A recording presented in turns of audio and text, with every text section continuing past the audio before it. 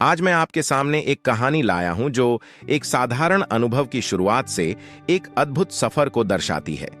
एक छोटी सी घटना जो एक बड़े और अनूठे प्रसंगों में बदल गई। आइए हम इस कहानी के पन्नों में संग चलें, जहां एक साधारण व्यक्ति ने एक असाधारण सफलता की ओर अग्रसर किया। यह कहानी दर्शाती है कि छोटी छोटी शुरुआत भी बड़ी सफलता की ओर बढ़ सकती है। तो चलिए इस रोमांचक यात्रा पर निकलें, जो आत्मबल और अटल संकल्प का प्रतीक है, जो नसीब और सामर्थ्य को एक संघर्ष से विजयी बनाता है। और देखते हैं कि कैसे एक छोटी सी टिप्पणी ने एक आम व्यक्ति की जिंदगी में असाधारण संघर्ष का नया अध्याय खोला। एक समय की बात है, एक राजा के एक प्रभावशाली सलाहकार अन्य सलाहकारों के साथ एक सभा में जा रहे थे। उन्होंने सड़क के किनारे एक मरा हुआ चूहा देखा। अपने साथियों से बात करते हुए उन्होंने कहा, इस मृत चूहे की तरह विनम्र शुरुआत से एक प्रेरित युवक धन जमा कर सकता था।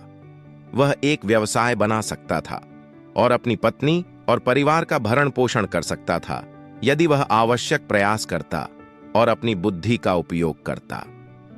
पास से गुजर रहे एक व्यक्ति ने यह बात सुनी।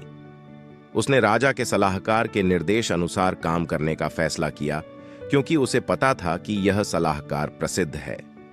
उसने मृत चूहे को उसकी पूंछ से पकड़कर उठा लिया और अपने रास्ते पर आगे बढ़ गया। एक दुकानदार ने उसे एक ब्लॉक जाने से पहले ही रोक दिया। दुकानदार ने कहा, मेरी बिल्ली सुबह से मुझे परेशान कर रही है। इस चूहे के लिए मैं तुम्हें तांबे के 2 सिक्के दूंगा। इस प्रकार वो चूहे को दुकानदार को बेचकर आगे बढ़ गया। उस व्यक्ति ने उन 2 तांबे के सिक्कों से कुछ मिठाई और पानी खरीदा और सड़क के किनारे बैठ गया। जैसा कि उसने उम्मीद की थी, माला बनाने के लिए फूल इकट्ठा करने वाले कुछ लोग काम से वापस आ रहे थे। उन्होंने स्वादिष्ट मिठाई और पानी के लिए फूलों के गुच्छे का आदान प्रदान करने का फैसला किया, क्योंकि वे सभी भूखे और प्यासे थे। उसी शाम उसने वो फूल बाजार में बेच दिए। अगले दिन वह उन पैसों से खरीदे गए स्वादिष्ट मिठाई को फूल बीनने वालों को बेचने के लिए लौट आया। यह कुछ समय तक जारी रहा, पर एक दिन तेज हवाओं और भारी बारिश के साथ एक बड़ा तूफान आया। उसने कई शाखाओं को देखा जो पेड़ों से टूटकर राजा के बगीचे में इधर उधर बिखर गई थीं। इसलिए उसने राजा के माली को एक प्रस्ताव दिया। अगर वह शाखाओं को रख सकता है तो वह उसके लिए सारा बगीचा साफ कर देगा। माली आलसी था और राजी हो गया। उस व्यक्ति ने देखा कि सड़क के उस पार कुछ बच्चे खेल रहे हैं। उसने बच्चों को राजा के बगीचे में बुलाया और शाखाएं उठाने के लिए मदद करने पर हर बच्चे को एक मिठाई देने का वादा किया। बच्चे खुश हो गए और उसकी मदद करने को तैयार हो गए। तभी राजा का कुम्हार प्रकट हुआ, जो अपने ओवन के लिए ईंधन की खोज कर रहा था।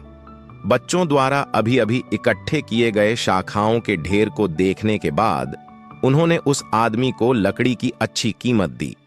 उस व्यक्ति ने लकड़ी बेचने के साथ साथ सौदे में कुछ बर्तन भी शामिल किए। जलाऊ लकड़ी और फूलों को बेचकर कमाए गए पैसे से उस व्यक्ति ने जलपान का व्यवसाय शुरू किया।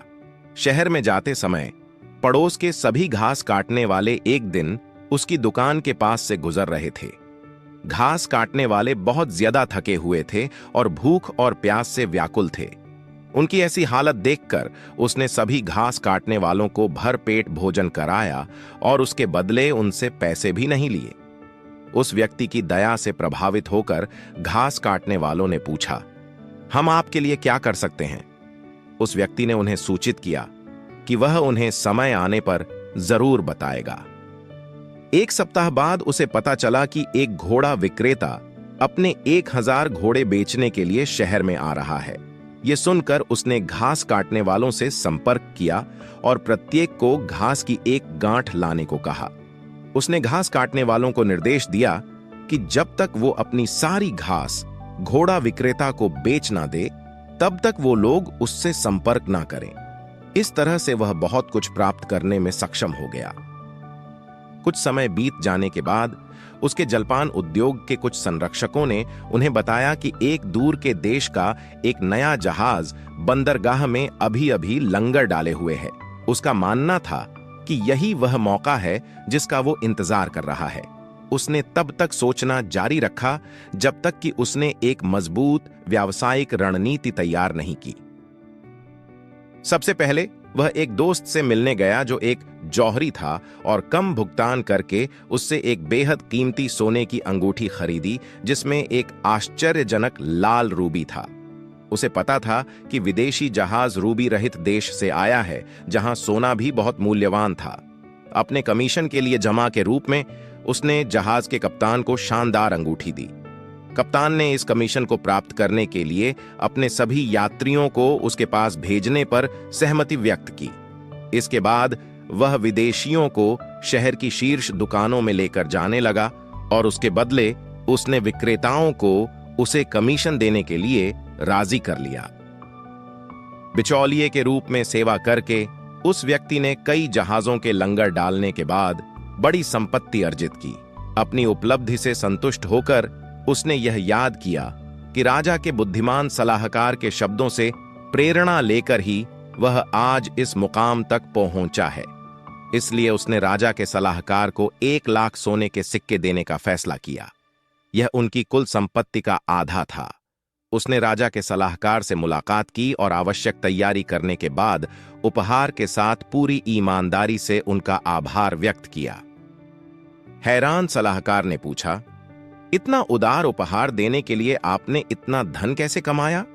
उस व्यक्ति ने उन्हें बताया कि इसकी शुरुआत आपके ही कुछ शब्दों से कुछ साल पहले हुई थी। उसने अपनी पूरी कहानी सलाहकार को बताई। एक मरता हुआ चूहा, एक भूख से मर रही बिल्ली, स्वादिष्ट मिठाई, फूलों के गुलदस्ते, तूफान से क्षतिग्रस्त पेड़ के अंग, पार्क में खेल रहे बच्चे, राजा का कुम्हार, एक नाश्ते की दुकान, 1000 घोड़ों के लिए घास, एक सोने की रूबी की अंगूठी, मजबूत व्यापारिक सहयोगियों का एक नेटवर्क और अंत में एक पर्याप्त भाग्य। यह सब सुनने के बाद शाही सलाहकार ने अपने मन में सोचा, इस तरह के गतिशील व्यक्ति की प्रतिभा को खोना अच्छा नहीं होगा। अपनी प्यारी इकलौती बेटी के साथ मैं भी बहुत अमीर हूं। यह आदमी उससे शादी करने का हकदार है। तब मेरी बेटी की अच्छी तरह से देखभाल की जाएगी और वह मेरे और अपने दोनों भाग्य का उत्तराधिकारी हो सकता है। यह सब हुआ और जिस व्यक्ति ने बुद्धिमान सलाहकार की सलाह पर ध्यान दिया था, वह उनके निधन के बाद शहर का सबसे अमीर व्यक्ति बन गया। उन्हें राजा द्वारा सलाहकार की भूमिका दी गई। उन्होंने अपने अंतिम वर्षों में कई लोगों के आनंद और कल्याण के लिए परोपकारी रूप से अपना पैसा दान किया।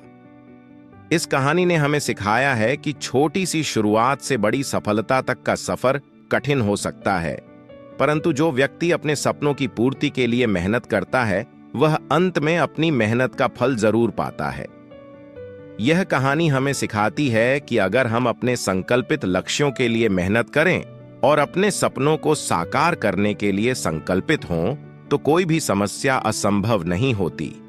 किसी भी छोटी सी शुरुआत से अगर हमारा इरादा मजबूत हो, तो हम किसी भी संघर्ष को पार कर सकते हैं और जीवन में सकारात्मक सोच और मेहनत से ही हम अपने सपनों को हकीकत में बदल सकते हैं। आशा करता हूं आपको ये कहानी पसंद आई होगी, इसीलिए वीडियो को लाइक करें और चैनल को सब्सक्राइब करना ना भूलें। धन्यवाद।